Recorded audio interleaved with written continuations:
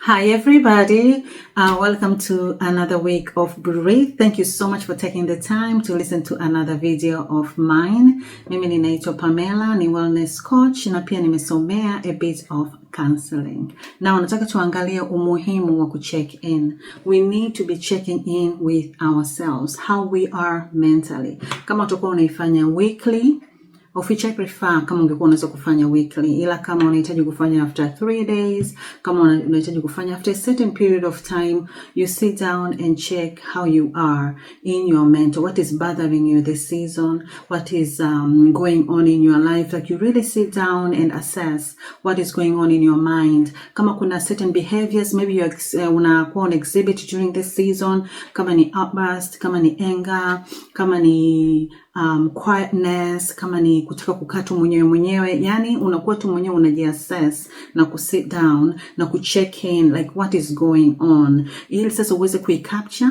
na ili uweze pia kuwa mentally okay. Now, most of us know it is due to technological changes, environmental changes, economical changes, that there's so much going on out there. Ndio maana tunakuwa tunasikia kuna things like mtu anakuwa anxious, mtu anakuwa yuko depressed and so forth. Ila pia sasa hizi changes, I'm not ignorant to think kwamba hazijafanya the good. Imefanya so much good.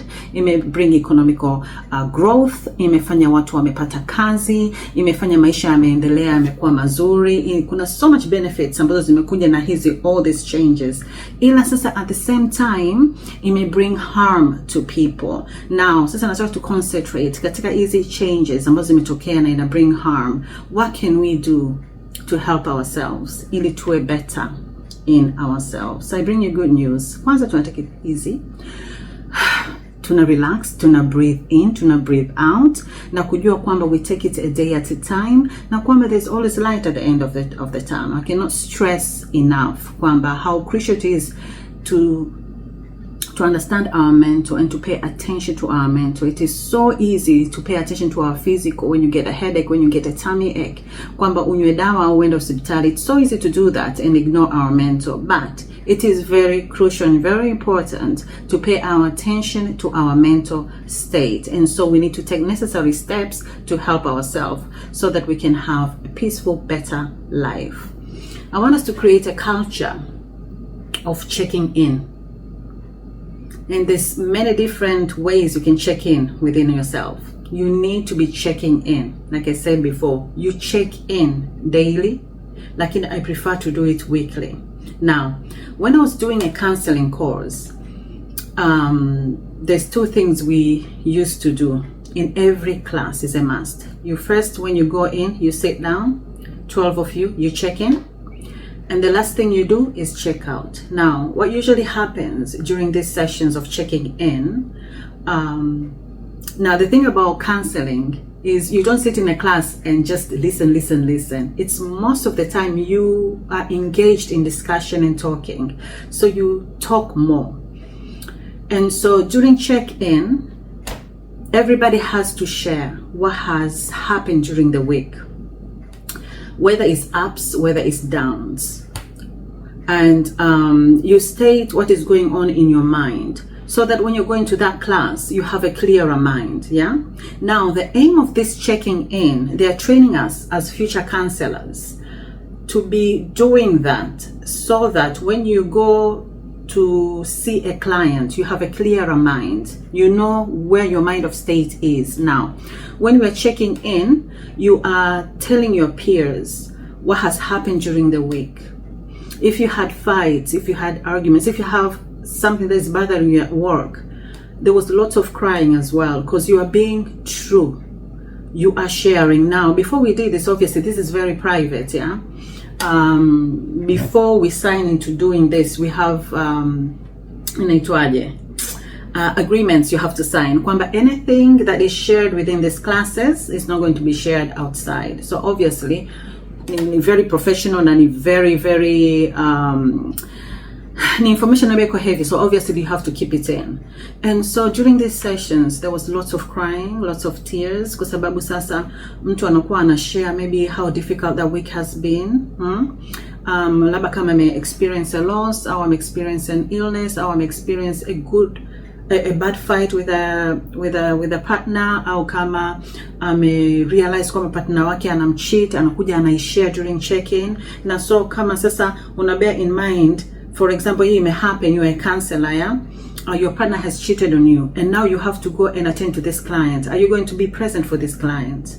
Are you going to be fair to this client? Kwamba you have your own issues, and now you're coming here to help this client. No, you won't be present. And so if you have to cancel this session, you will have to cancel this session. If you're in the space whereby you tell yourself, I am able to actually hold this session. And so what you advise is you pack this in, whatever that is going on in your life, into one side. I'll come back to it, and now let me attend to this session. So that was the aim of this checking in. You share what has happened during the week, you share your pains, you share your wins, and so that you can have a clearer mind when you are ready to attend to a client. Now, so this is what I want us to apply to our daily life. And especially, I know counseling can be very expensive. For a lot of people out there, it is hard. I mean, you can have that money, but you feel like you can use it for something else. But if you have that money, I think it is worth it to pay that money if you have it. But I understand if it is expensive and you cannot afford, have how do you call it? Kuwa na tabia ya kusema kwamba una check in once a week.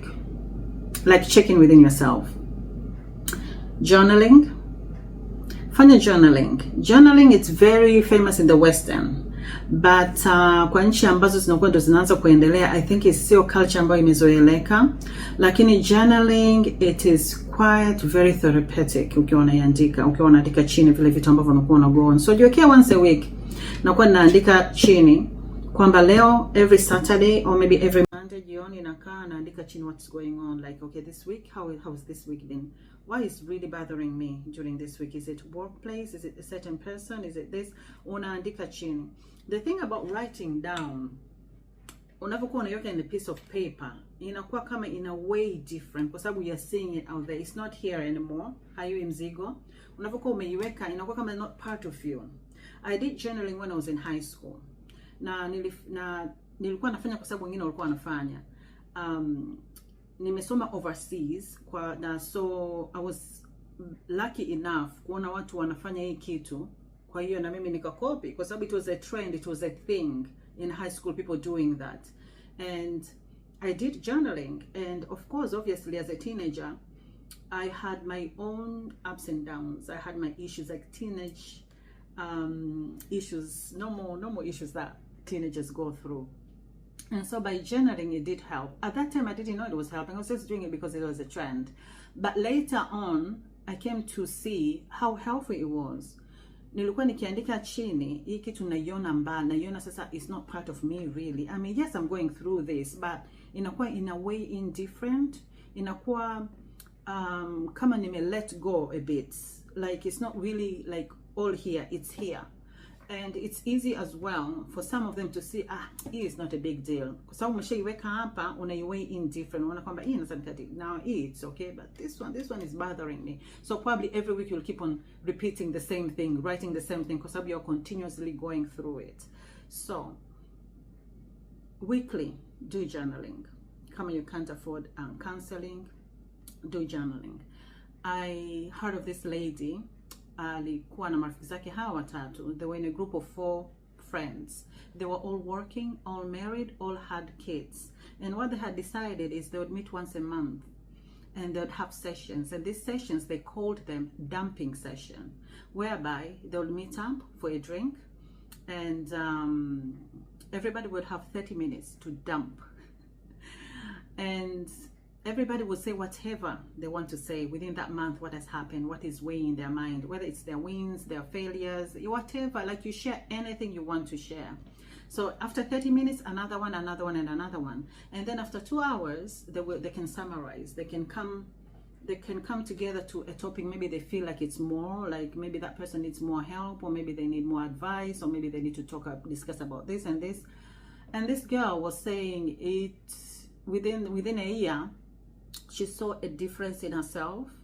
Like, she was more mentally clear, more mentally strong. She felt supported. She felt like she didn't have to hold a lot of things by herself, like she had people to rely on.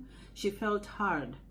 And nalivyokuwa na explain nikasema, yeah, this is very therapeutic kwa sababu these girls are lucky enough to have found each other. I understand not a lot of us can have that sort of system or that sort of support, au watu ambao wanaweza wakakaa na vitu ukafeel trusting enough to trust people kwenda kushare your stuff.